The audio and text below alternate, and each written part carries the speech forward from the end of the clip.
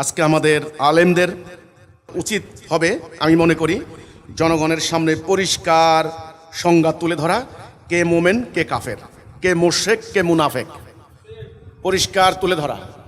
জনগণ পছন্দ করবে মোমেন হবে না কাফের থাকবে। জনগণের সামনে পরিষ্কার বলতে হবে, মানুষের তৈরি বিধান, গণতন্ত্র, সমাজতন্ত্র, রাজতন্ত্র ইত্যাদি তন্ত্র মন্ত্রের প্রতিষ্ঠার আন্দোলন করলে তুমি কাফের মুশরিক হয়ে যাবে। মক্কার আবু জাহেল, আবু লাহাবরা লাত, মানাত, উজ্জা, হোবল দেবতার পূজা করত। ওগুলো ছিল কাঠ পাথরের মূর্তি, আর এখন হচ্ছে তন্ত্র মন্ত্রের মূর্তি। এটা আলেমদেরকে বলতে হবে পরিষ্কার। মোমেনদের উপরে একটাই, আনাকিমুদ্দিন, আনাকিমুদ্দিন, দিন কায়েম করো। কিভাবে করবা? আল্লাহ বলে দিয়েছেন, কাতিলহুম হাত্তা লা তাকুনা ফিতনাতু ওয়া ইয়াকুনুদ দীনু কুল্লুহু লিল্লাহ। যুদ্ধ হবে দিন প্রতিষ্ঠা করার জন্য। মোমেন ঈমান আনার সাথে সাথে তার উপর জিহাদ ফরজ। সূরা হুজরাতের 15 নম্বর আয়াত। নো কম্প্রোমাইজ, কিতাল করে, যুদ্ধ করে আল্লাহর দ্বীন কায়েম করতে হবে। তবে আপনি মোমেন, আপনি মুসলিম, আপনি উম্মতে মুহাম্মাদি। আল্লাহর দ্বীন বাদে মানুষের তৈরি তন্ত্র মন্ত্রের আন্দোলন যদি করেন, যেই পার্টি করেন, ঈমান থেকে আউট। জুম্মার নামাজ পড়াইয়া কোলাকুলি কইরা পত্রিকায় মুসলমান সাজানোর কোনো সুযোগ নাই।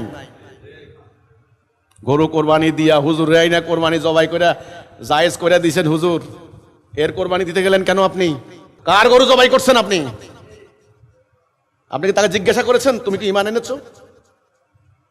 কার নামাজ পড়ছেন আপনি? কে আপনাকে বলছেন ইক্তাদাতুল বিহাযাল ইমাম? মিথ্যা কথা। এরা আপনার আনুগত্য করে না।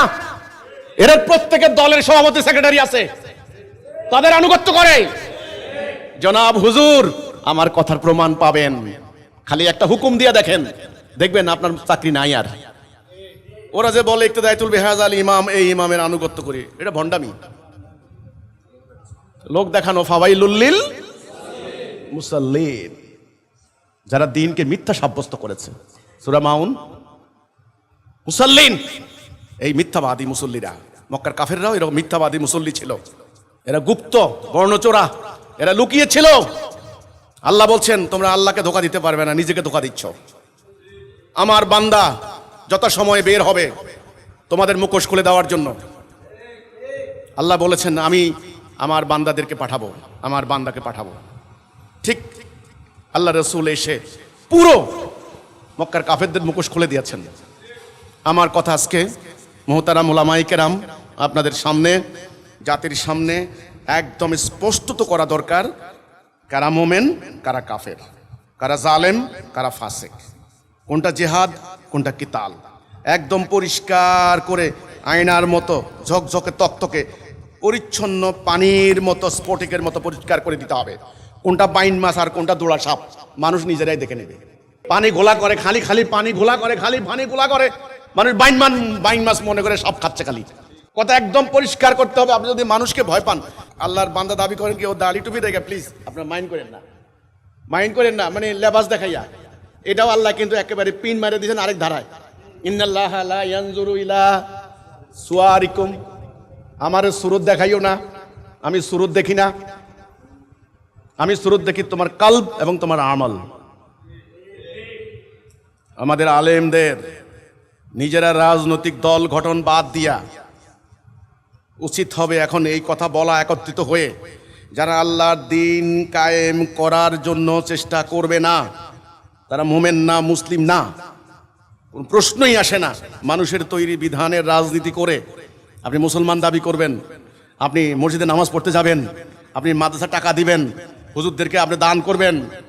আপনি যদি মনে করেন যে আমি এত বড় কামেল হইলাম, এত বড় দাওরা হাদিস করলাম, এত বড় মাদ্রাসা পড়লাম, আমি যদি অন্তত বাইতুল মোকাররমে চাকরি করতে না পাই, এই সার্টিফিকেটের কি দাম? তাহলে আমাকে মাফ করে দেন, আমি আপনার সাথে নাই। এরকম যদি রাসূলুল্লাহ করতেন, তাহলে এই কিতাব আমাদের পর্যন্ত আসতো না। আমার প্রস্তাবটা ক্লিয়ার? আপনার কি একমত? আমাদের আলেমদেরকে এখন উচিত হচ্ছে জনগণের সামনে কারা মোমেন, কারা কাফের, এই সংজ্ঞাটাকে পরিষ্কার করে দেওয়া। আমরা হিজবুত তওহীদ আন্দোলন সেটার চেষ্টা করছি।